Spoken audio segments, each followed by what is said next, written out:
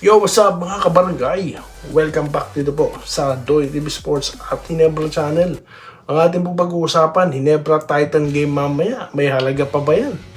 Ito pa, Jamie Malonzo, kung naaalala nyo po nung nilisan niya ang Hinebra, tila ang daming nagalit. No? Nung siya po yung nawala ng kontrata sa B-League, yung ibang mga vlogger dyan, pinagpipiestahan pa siya. Ngayon, hero na. Yan ang ating pag-uusapan, ha. Bago po yan, salamat muna sa inyo pong mga pagsuporta, no? Sa mga hindi pa po subscriber, mag-subscribe na po kayo, guys. Road to 19,000 na po kami dito sa Hinebra Channel. Okay, pag-usapan na po natin, unahin na po natin si Malonzo. Kung maaalala nyo po, yung siya po, tinalikuran ng Hinebra. Yung ba, daming nagalit. Ganito, ganyan. Ang sabi ko doon, ang aking stand, baka po gusto ni Jamie sa malamig. Diba? So, kung ano man po yung kanyang desisyon, sa kanya na po yun, karapatan niya po yun. Hindi po ba? Alright? Okay, so tapos nung siya naman po yung natanggalan ng kontrata, diba sabi ko, ano pong masasabi ko, sana may team na pumikap sa kanya, no? Hindi po ako kaisa, no, ibang mga vlogger dyan, ibang mga page dyan na tila kinakantsawan pa, no? Sasabihin pa nila, ang kanta na ng ano mo sa Hinebra, lumipat ka pa, no? Hindi po. Para lang pong OFW yan, guys, na naghanap po siya ng magandang, mas, mas mataas na oportunidad, no? Pero ganyan po ang buhay. May pinapalad, no? May mga hindi. Okay? Let's hope for the best for him. Diba? Ganun na lang ang ating sinabi. Yung iba, ng mga vlogger dyan na ba? Nako naman, parang pinagpipiestahan siya. No? Kung paano sila magsalita, parang tawag dito, gusto pa nilang parang magsisi ito sa Malonzo at iniwan niya, Hinebra. Pero sabi ko lang dito, yun na nga, nabanggit ko na let's hope for the best for him. At tignan nyo naman, yung pagkawala niya dun sa B-League na yun, malaking tulong naman. Bakit? Naging instrumento siya para sa Gilas. Nagamit siya ng bansa. O, diba? Tapos ngayon, hero na ng mga vlogger kung pagkatapos yung pagpiestahan, no, itapik nyo, ngayon pinagkakakitaan nyo na naman sa mga content nyo. Kala nyo, ha? Hindi ko makakalimutan ko yung mga pinagsasabi nun, ha? Yan po yung sinasabi ko sa inyo, guys, no? Okay? Pipiliin nyo yung mga vlogger na panonoorin nyo. Okay? Kung yan po ay para lang sa hate, para gawin kayong hater din, katulad nila, huwag nyo nang sundan. Di ba ba? Alright, dito naman po tayo sa bakbakang Hinebra Titan. Ano pa bang halaga niya? Well, obviously, malaking halaga niyan sa mga fans ng Hinebra. Bakit? Laro yan eh.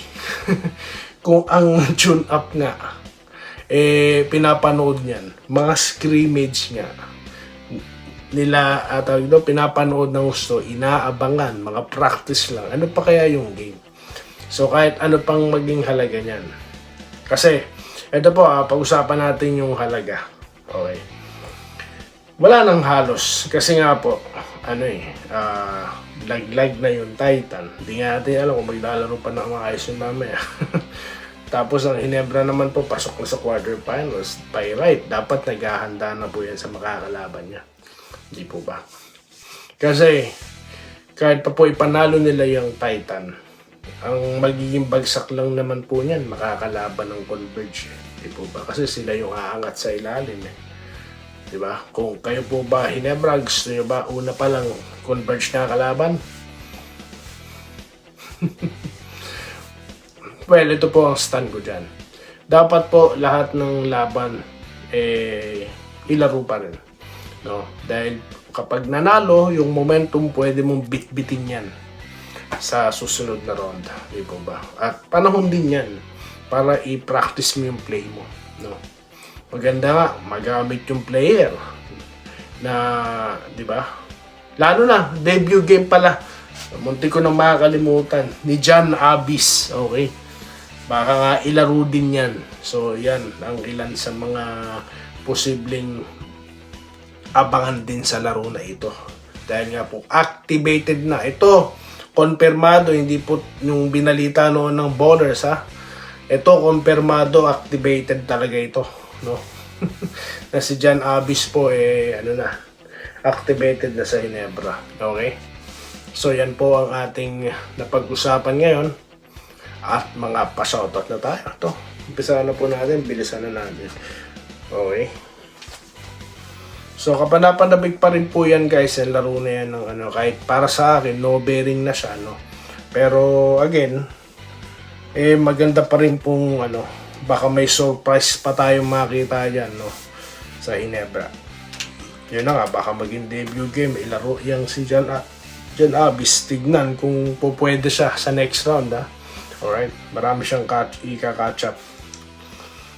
Okay, dito po tayo ngayon sa channel natin na pinanood nyo. Salamat po. Weslaw Hapon, nag-Google PM, nagko-congrats sa Gilas, Joseph Pineda. Kino-congratulate niya ang Gilas sa paglampaso sa maangas. Okay. Grabe po yung ginawa ng Thailand, pero di pa rin sila nagwagi. Dito tayo kay Vicente Colaho. Sana nga makabalik na siya sa Ginebra. Yun na nga po, malay natin, hero nga siya, di ba? Ba't hindi mo naman pagbibigyan? Sabi nga ni Kume, di ba, appealable yan. Pwede siyang mag-appeal. Ikaw pa naman, suot mo yung ginto mo, pumunta ka sa office, board of directors, ano pa ba? Hindi nyo pa papabayaan? Di ba? Sabi nga ni Erwin Tulfo, ni Senator Idol. Anyway, wag natin pag-usapan ng politika dito.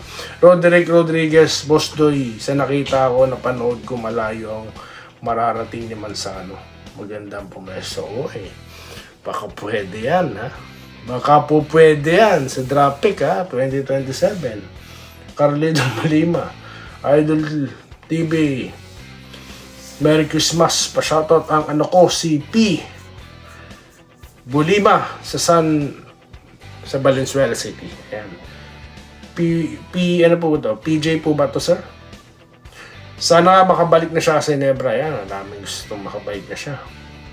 Vincent Nava, good day kabayan doy. Congrats sa Gilas. Saludo kay Coach Norman Black. Hindi madali ang pinagdaan. Yes, wala pong iniwan yan nun sa Gilas natin, sa Asian Games na talagang, alam mo yun, yun naman po, hindi katulad na nangyari sa Thailand. Magkaiba po kasi.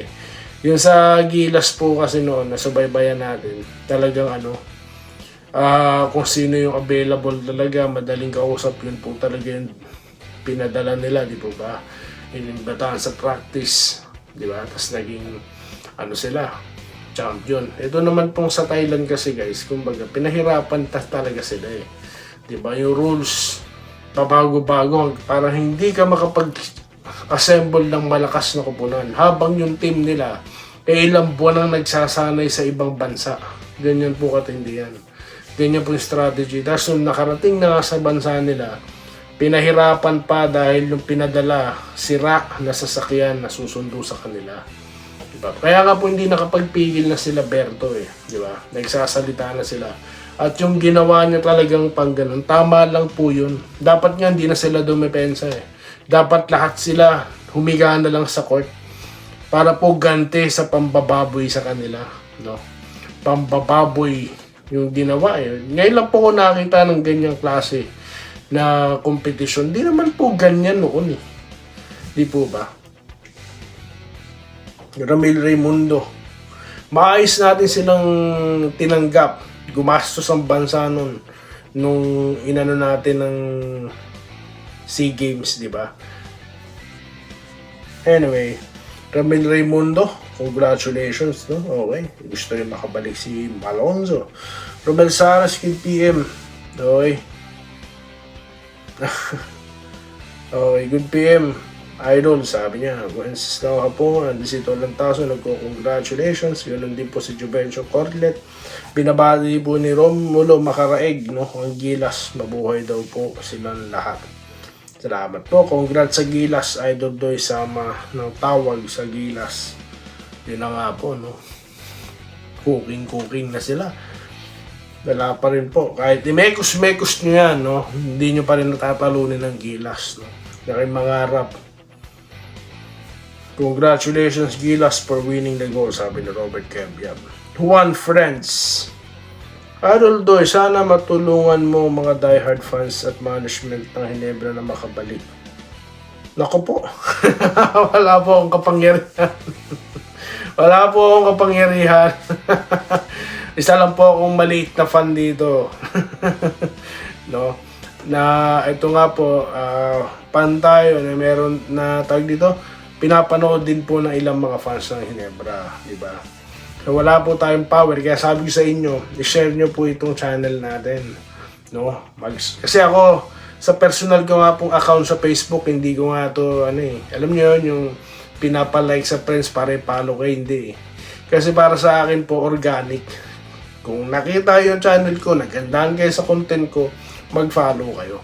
Ganun po sa akin. Pero kayo, kung kumbinsido kayo, pwede nyo nga i-share. Yun lang po yung pinaka-boost ko.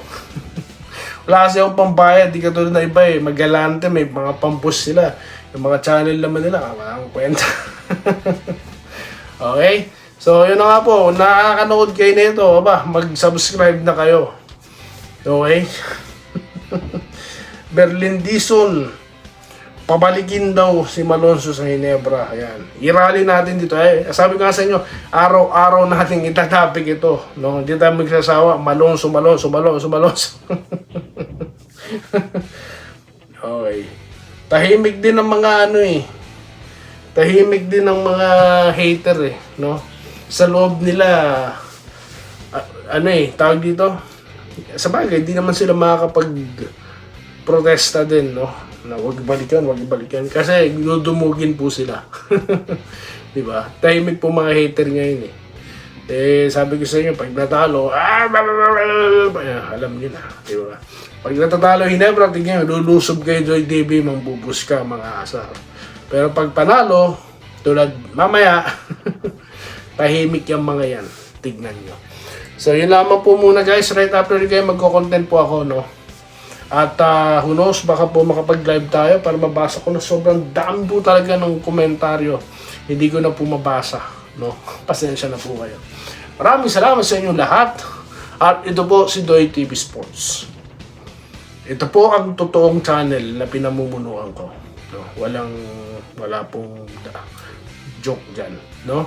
Pero, ako po'y may kinikilingan. At yan po ang Ginebra. Maraming salamat sa inyo lahat. Mabuhay po kayo, mga kabarangay natin dyan. Salamat po sa panonood. Subscribe na para sa mga susunod na basketball at boxing videos.